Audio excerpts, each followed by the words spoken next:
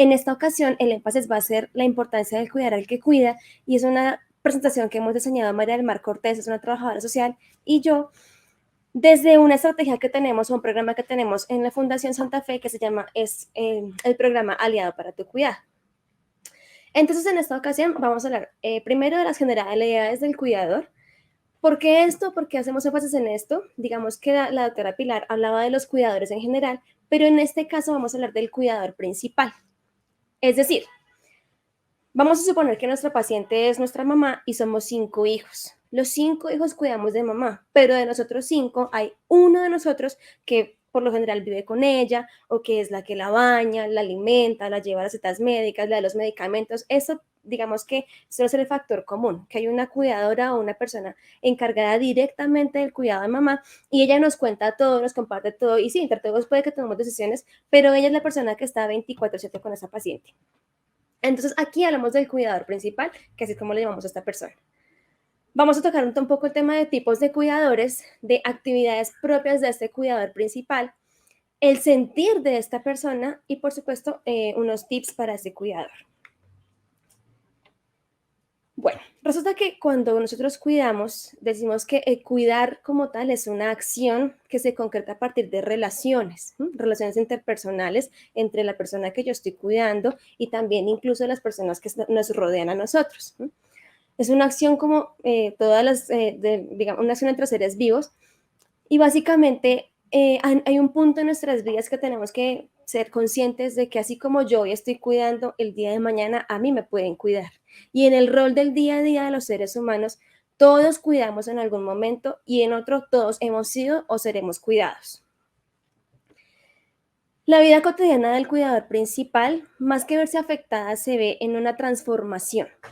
La trayectoria de la enfermedad de esa persona hace que mi vida como cuidador principal tome un rumbo diferente, posiblemente un cambio de roles. La forma como yo vea esa afectación de mi cambio del rol puede ser más negativa o más positiva según como yo empiece a formarme como cuidador y como empiece a asumir este nuevo rol. En relación con el cuidado, pues se dice que el cuidar como cuidador principal potencia la autonomía y la toma, perdón, el respeto como sujetos activos de cuidado, y además la autonomía frente a decisiones del paciente, ¿no? Yo empiezo a tomar decisiones en pro de esa persona, así como de mi vida propia. ¿Qué genera esto? Pues que hay una corresponsabilidad, ¿cierto? Y hay una reciprocidad, o lo que uno espera es una reciprocidad por esa persona que yo cuido y, ¿por qué no?, de quienes me están rodeando. Entonces, hay una frase que me gusta mucho y dice: al verdadero amor no se le conoce por lo que exige, sino por lo que ofrece. ¿Y qué me indica esto?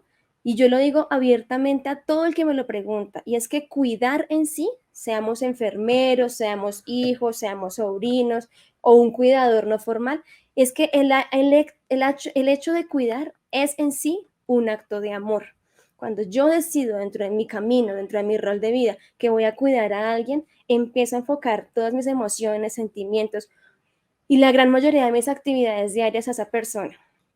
Incluso cuando esa persona de pronto es alguien que tocó designarla por obligación, como no hay más quien cuide a papá, le tocó a usted. Pues uno empieza de pronto como un poco de sentimientos encontrados, pero en ese trayecto de cuidar me voy enamorando de eso que yo hago día a día y aprendo a hacerlo con calidez y pues con disposición para esa persona. Tenemos tipos de cuidadores, como lo decía la doctora Pilar, entonces no voy a profundizar mucho en el tema. Hablamos de un cuidador familiar, que es la persona que tiene un vínculo familiar con esta persona o este paciente. Y básicamente el cuidado que brinda pues es de forma permanente o incluso puede ser transitoria, dependiendo del rol que tengo yo de cuidador en esa familia. Hay un cuidador informal, que es la persona que no tiene un vínculo familiar con esta persona. Por lo general puede ser una persona entrenada, llámese un auxiliar de enfermería, o incluso ya tenemos cuidadores que se forman como cuidadores y pues que también asuman este rol de cuidador. Y esta labor en este tipo de personas es una labor remunerada, o a veces si el cuidador informal es entrenado por la familia, pues puede que la retribución se haga de otra manera. Y el cuidador formal, en este caso, pues es el que tiene una vinculación laboral, legal con una empresa, sí o sí es una persona titulada, ya sea auxiliar de enfermería o enfermero o terapeuta, a veces nos ha pasado también, Y estas personas, este cuidador formal, pues como les digo, tiene una vinculación laboral con una empresa y tiene unas, digamos, reglas específicas para el cuidado, unos horarios más específicos, bueno, digamos que unas restricciones o cosas más notariales o más de contrato. Lo importante de los tres es que siempre, como les acabo de decir, debe haber un rol que asuma, que implique que el cuidado de ese paciente se fundamente en respeto, en amor y que esa persona se sienta muy bien cuidada. Entonces, ser un cuidador implica una responsabilidad de cuidado, como les acabo de decir, un cuidador principal. Digamos que para el cuidador principal, tengo aquí varias definiciones. Bustos, por ejemplo, definía a este cuidador principal como la persona familiar o cercana que se ocupa de brindar de forma prioritaria apoyo físico y emocional a la persona que cuida de forma permanente o comprometida. Lawton, por ejemplo, definía a este cuidador principal como aquella persona que dedica más tiempo a proveer cuidados a esa persona de los necesarios como, pues, más cuidados a la persona que incluso pues tiempo para sí mismo. Entonces, a veces el cuidador principal requiere o toma más tiempo, más de 12 horas continuas, se dice, de cuidado a esa persona. Por lo general, el cuidador principal suele ser un familiar del paciente por eso, porque es el que vive con él y que dedica casi que días enteros, a veces noches enteras y a veces más, a cuidar al paciente. Finalmente, aquí Mateo Rodríguez y otros autores hacen hincapié en los aspectos económicos que también definen al cuidador principal como la persona que presta los cuidados. ¿Qué nos pasa? Pues que el cuidador principal, a veces como es el mismo familiar principal, no tiene una remuneración por esa actividad que hace, o de pronto no se le puede, digamos, dar una remuneración de un valor lo suficientemente alto. Entonces, a nivel económico, el cuidador principal empieza a ver que hay un déficit o un cambio en su economía y sobre todo si era una persona que trabajaba y que tuvo que dejar su trabajo para ser un cuidador. Entonces, ¿qué pasa? Este tipo de cambios de rol, de economía, a veces de tiempo, disponer de tiempo para la familia, para otros roles que se tenían sociales, genera que esta persona pueda empezar a cargarse. ¿Sí? Esa carga, digamos que no se va a ver al inicio de la enfermedad, en todos los casos, a veces sí, y la carga, digamos que la define más que el tiempo, es cómo lo toma el paciente, ¿sí? Por ejemplo, si mi paciente está en, el cuidador, perdón, si mi paciente está en una fase inicial o en un deterioro cognitivo leve, que es la parte de aceptación, de que esta persona de pronto puede ser un poco terca, de no me haga, yo puedo, yo no tengo nada, la frustración ahí va más enfocada a cómo lo hago, cómo lo manejo. Ahí me puedo cargar un poco. Pero si ya vemos que el paciente lleva con nosotros mucho tiempo, meses, años, y que yo ya soy el que ya, listo, yo ya lo conozco, yo ya lo manejo, pero yo soy el que hace todo, todo, todo, y empiezo a sentir que soy la única persona capaz de hacer las cosas como a él le gustan o lo mejor posible. Empiezo a sentir que, por ejemplo, solo yo puedo darle lo que él necesita. Ahí ya me estoy cargando y estoy agobiándome, porque estoy asumiendo una responsabilidad, digamos, más de lo normal, digamos, ya que sobrepasa un poco el límite de hasta dónde yo puedo llegar como cuidador en cuanto a mi autocuidado. Entonces, ¿qué es el agobio de cuidador? Es el grado de carga con el que las personas cuidadoras definen su estado de salud, su vida social, personal, la situación económica que tienen en ese momento y cómo eso se relaciona directamente con la actividad que desempeñan. Cuando yo ya digo, estoy totalmente enferma de la columna de tanto que he cargado a mi mamá, esa forma como asumo ese momento de mi vida me está dando un indicador de que yo ya estoy agotado y que necesito buscar ayuda o soluciones para que luego no sea yo el enfermo y no pueda yo seguir cuidando a la persona que cuido, por ejemplo.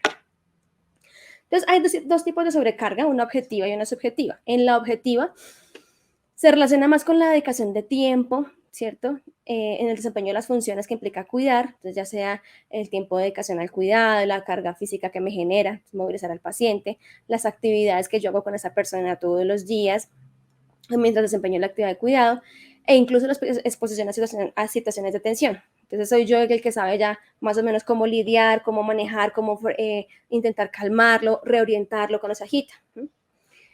La carga subjetiva se relaciona con la forma como el cuidador percibe la situación de lo que está viviendo y en concreto de la experiencia emocional que le genera cuidar. En este caso es cuando yo ya veo el cambio que he tenido. Inicialmente estoy temeroso, estoy a la expectativa. Ya luego en la mitad estoy pues ya como más confiado, pero empiezo a sentirme un poco triste y agotado. Y me puede pasar incluso que genero sentimientos de culpa. Es que yo no lo identifiqué antes, me ha pasado. Eso no podía ser reversible, no se puede identificar antes. Es algo que era inevitable. sentimientos de rabia, es que me saca de quicio y podemos empezar a gritarlo o a decir cosas que no queremos y luego nos arrepentimos. Esas emociones marcan el estado emocional más del paciente e incluso más del cuidador. Entonces, ¿qué pasa? Que el cuidador luego va a tener un episodio de arrepentimiento, de frustración y de decir, mira lo que yo hice y no quería hacerlo, pero es la reacción de lo que está pasando. Esa sobrecarga nos indica que hay que trabajar. Dentro de las actividades propias del cuidado, pues ya las hemos hablado mucho, entonces no voy a estar como en temar mucho en esto, pues hay actividades que implican cuidar mucho a esa persona todo el tiempo, bañarlo, medicamentos, alimentarlo, trasladarlo a citas médicas, cuidarle la piel, bueno, etcétera. Pero hay actividades del cuidador que también deben ser vigiladas o que debemos tener en cuenta para hacer también una especie de duelo. Entonces yo me tuve que retirar de mi trabajo, tengo que hacer un proceso de que ya no estoy trabajando en lo que yo quería, sino que ahora voy a cuidar a una persona que quiero. Y por supuesto tener en cuenta el cambio de roles dentro del núcleo familiar, ¿sí? Porque si yo soy esposa, mi esposo y yo tenemos que empezar a tener relaciones, a hablar mucho de lo que yo estoy haciendo ahora y definitivamente eso no quiere decir que yo deje a mi esposo de lado, sino que tengo que intentar seguir buscando el espacio para estar con mi familiar, cuidado, y con mi esposo, y con mis hijos, y con mis amigos, etc. Entonces, ese es el sentir del cuidador. El sentir del cuidador se enfoca en las rutinas que yo he cambiado, ¿sí? En la incertidumbre que me genera lo que voy a vivir y ya luego en cómo hago para cambiar esto que yo mismo desarrollé. Me explico. Inicialmente hubo una incertidumbre, ¿cierto? De cómo iban a ser las cosas. Hay una anticipación de las complicaciones. Entonces, me ha pasado con frecuencia que los cuidadores sienten temor de lo que va a pasar en el futuro. Entonces, dan el diagnóstico recientemente, mire, su papá tiene un trastorno neurocognitivo leve, esto va a evolucionar, y yo ya estoy pensando en no, ¿y qué vamos a hacer cuando esté en la cama? ¿Qué vamos a hacer cuando toque llevarlo al hospital?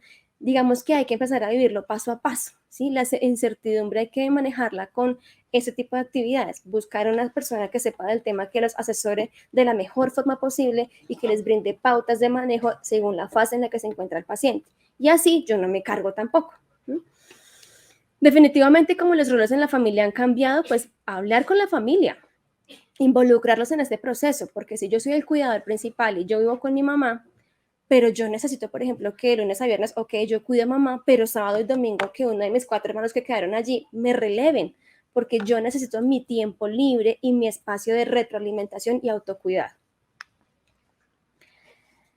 Si usted se siente en un punto agobiado, cansado, triste, desesperado, ansioso, se siente frustrado, por favor busque una persona de su confianza y expréselo.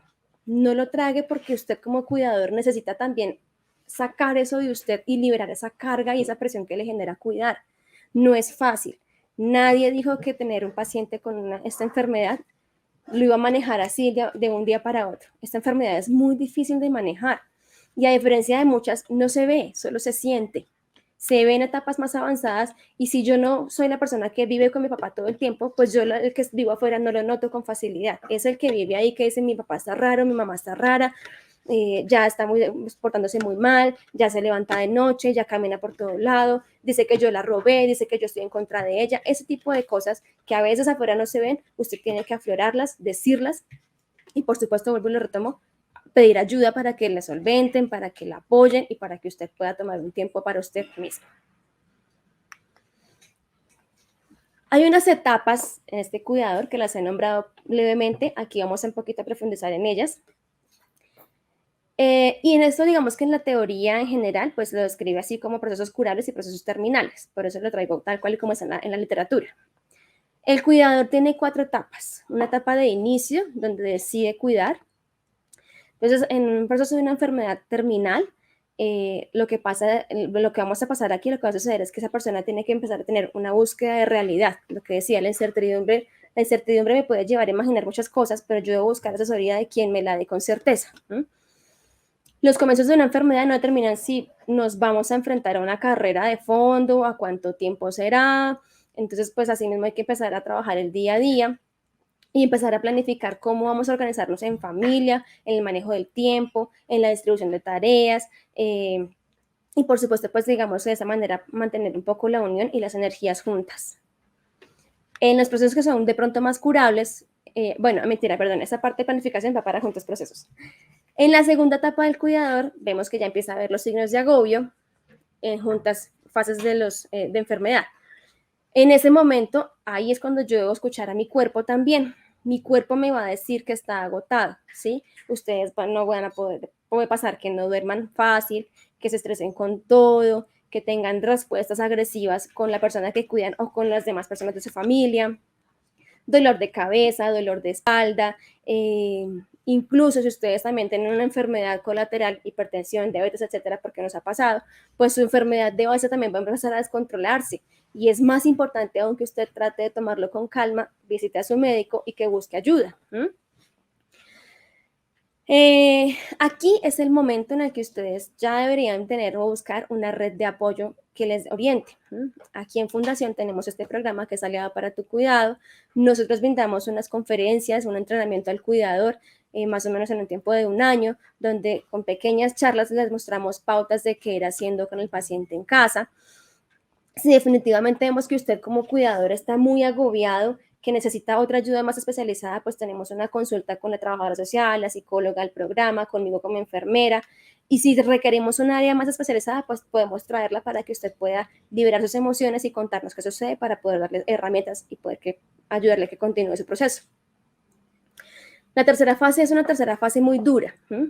Es cuando ya hay una pérdida de ese paciente, se nos va, falleció, o cuando en otros casos pues puede haber una cura.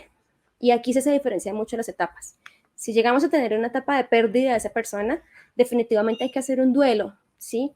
Hay que hablar bueno, primero hay que hablar a tiempo sobre los deseos del paciente, que lo hemos hablado mucho en esa conferencia, para que cuando llegue el momento de decidir, usted sepa qué quería esa persona, ¿sí? Y que le sea más fácil tomar una decisión y que no se sienta culpable y que no se sienta de pronto atado. Y ojo con este momento, porque a veces cuando llevamos 5 o 7 años cuidando a esa persona, generamos ya un sentimiento de amor que puede sobrepasarse y sin querer, por ejemplo, cuando somos hijos, uno jamás en la vida está preparado para perder a su mamá. Eso es cierto, es muy difícil. Y a veces llegamos a ser un poquito egoístas. Yo no quiero que se vaya, pero llega el momento en el que tenemos que entender que ella ya debe despegar, que esa persona ya está a punto de cumplir ese ciclo que ya terminamos y que asimismo yo también debo terminar ese ciclo con ella. Es el momento de hablarle, despedirse, agradecer y dejar que todo siga a su ritmo, hacer duelo. Si hay una cura, pues hay que animarnos, hay que empezar a reincorporarnos a la vida. Luego del duelo también nos reincorporamos a la vida.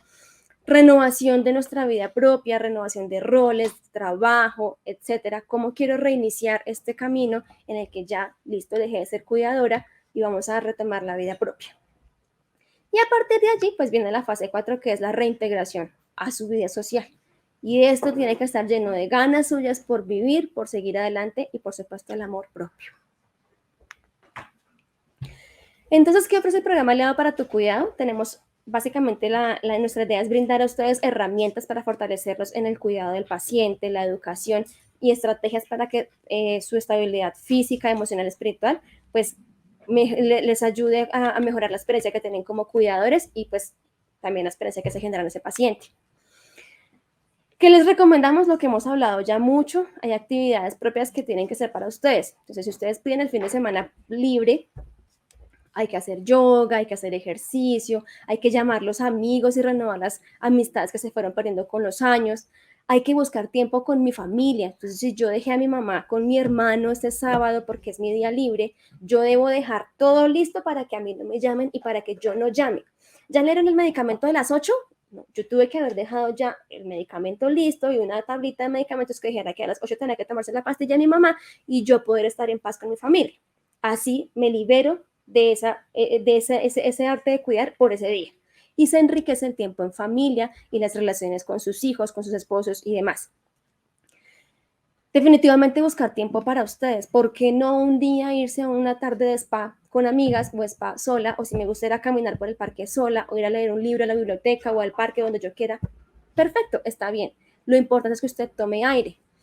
Y por supuesto, lo que les acabo de decir, aprender a delegar. Si es mi día libre, yo tengo que aprender a repartir las actividades y delegarlas con las personas que me están ayudando o me están apoyando con el cuidado de mi paciente. Finalmente, pues Como les acabo de decir, el programa está para ayudarlos. Aquí está el contacto. Mi nombre es Nelly Garay. Ese es el correo que tenemos de fundación. Están las líneas para que nos puedan llamar y el correo del programa. Pueden escribirnos. Si quieren asesoría, pueden hacerlo. Con mucho gusto vamos a estar apoyándolos. Nosotros como programa aplicamos un instrumento, una escala, que es la escala Sarit. Por medio de ella vemos qué grado de agobio tienen ustedes y así mismo podemos enfocar el direccionamiento de apoyo que requieren.